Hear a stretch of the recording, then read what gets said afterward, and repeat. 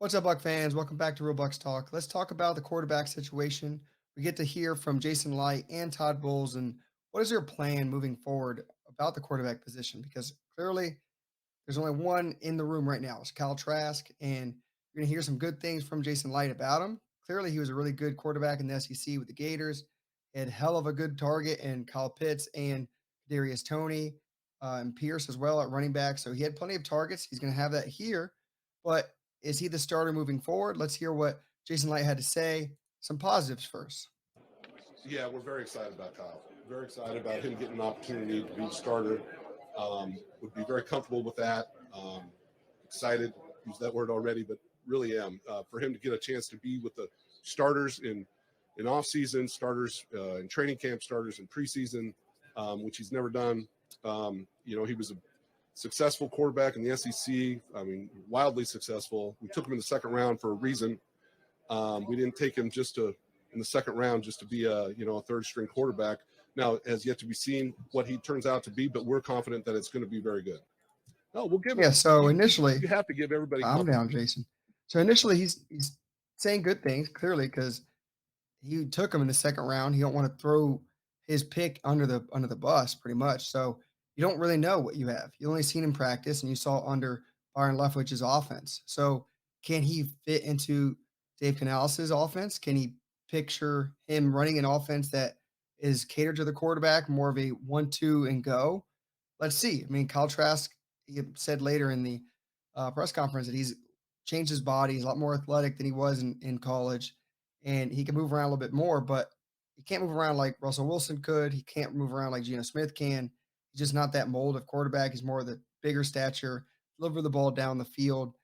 Can he throw it quicker? Yeah. He's not like a slow delivery, but it's not the fastest either. So, I mean, I'm one that want to see what Kyle Trask has.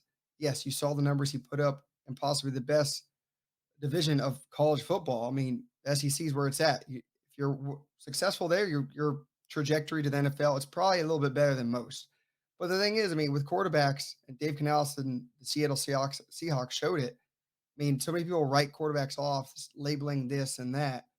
I mean, if you cater to that quarterback and play to their strengths, you can kind of get a little bit out of them. I mean, you can't just throw them all away. Geno Smith is a perfect example. Alex Smith, in his career with KC, is an example with that. Just you can't literally throw them all away, and you can play to their strengths to their advantage. But now let's keep going on. And what did Jason and I have to say about bringing in competition? Because yeah, there's only one guy in the room. They're not just going to hand over the job because it's not Tom Brady that you're handing over to. It's not a sure thing. So you have to have competition to move forward. So let's hear him talk about that. He's the only quarterback on our roster right now. I'm just saying, if he were the starter, or if he was the only option that we had right now, we'd be very, very excited about going forward with him. And he's going to get the opportunity to, no matter who we bring in. Yeah, and he's not wrong about it. I mean, you got to be confident in the guys you pick, right? You didn't just pick him in the second round for no dumb reason. He's saying, I value this guy's talent. I see his decision making is good. At the end of the day, I know I've heard people say this is a bad thing about quarterbacks. If they're just a game manager, that's a bad thing. Now, that a game manager means you're a good decision maker and you're not going to throw the ball away and ruin it for the rest of the team. It's 11 working as one. And if you think about it, the whole team, 22 working together, like offense, defense, and special teams all have to work in unison to win a game. It's just scoring one more point than the other team. Sadly, the Buccaneers were doing that almost every game last year because the 17-point hurdle was impossible. Hopefully they're not beating themselves this year and they move forward and kind of find a way that the offense can move at all. I mean, I think it was an addition by subtraction, getting rid of Leftwich. Canales just based off of a new system, a breath of fresh air, and defense is not knowing exactly what we're going to do on every down is going to be a lot better. Wide receivers moving in motion at the snap is going to be huge. So I want to put this more on the quarterback position, but Kyle Trask, he's the only guy on your roster. So clearly there's going to be more competition brought in. And actually, Todd Bowles expands on that and talks about the plan they have in place. I mean, you heard Jason Light talk good things, saying they could bring in competition. And then it widens even more when Todd Bowles goes on the podium and says a little bit more about what their plan is and expands on that. So let's hear what Todd Bowles had to say. Understand we're over the cap coming into this. We have a plan and we have a long-term plan that we're going to go by. We don't want to sacrifice 1 year for paying someone as opposed to sacrificing the future. But we'll go out and we'll be smart about it. And if the guy has a long-term plan or can hang out and play with us, we'll take a look at it. It's also a desirable place because we do have talent around them, and people may want to come and do 1 year prove it deals. So we'll see what happens in the next 2 or 3 weeks, and we'll go down forward. But we have a plan of what we want to do. It's kind of crazy there, right? You hear a bang of a beat of a different drum, right? You don't just hear it totally going on to Kyle Trask. You're saying there's a plan. You're saying that there's a very good opportunity for someone if they want to prove it deal, if they want a 1 year deal, and then a bridge to somewhere else. Like the the wide receiver options that are here are tremendous. I mean, you have a potential Hall of Famer in Mike Evans, who's done something no other receiver has done with his 1,000-yard seasons consecutively. You have Chris Godwin, who's one hell of a slot receiver he's shown in the past. Let's see what he's going to be under Canales' offense.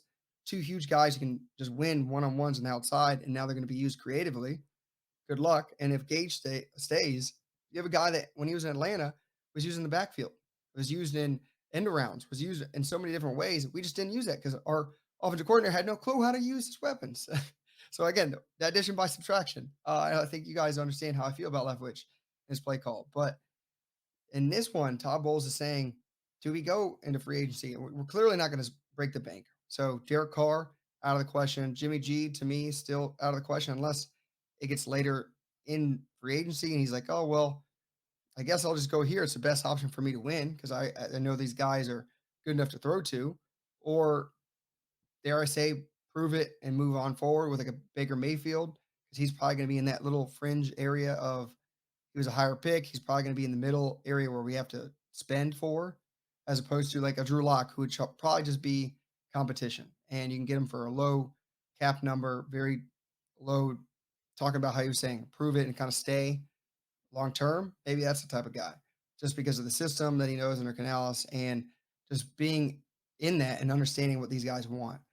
Which level is that going to be? You know, it's not going to be the top tier. Is it going to be the middle tier because someone wants to prove it and will sign a little bit lower, just basing off of kind of revitalizing their career?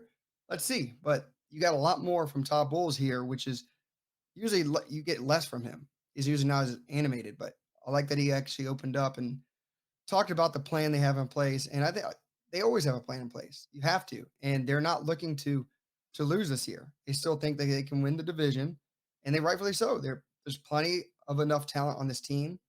Defensively, Todd Bowles knows what he's doing.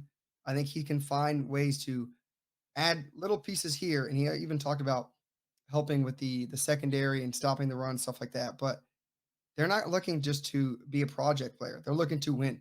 And Todd Bowles knows his job's on the line. And I think it's going to be a big competition at quarterback. I don't think it's just going to be Kyle Trask's job to have or job to lose. He doesn't know the system either. So that's why Drew Lock is a leading candidate. But let's see who else is in that door number two, like BA likes to say. And then BA mentioned it's Kyle Trask's job.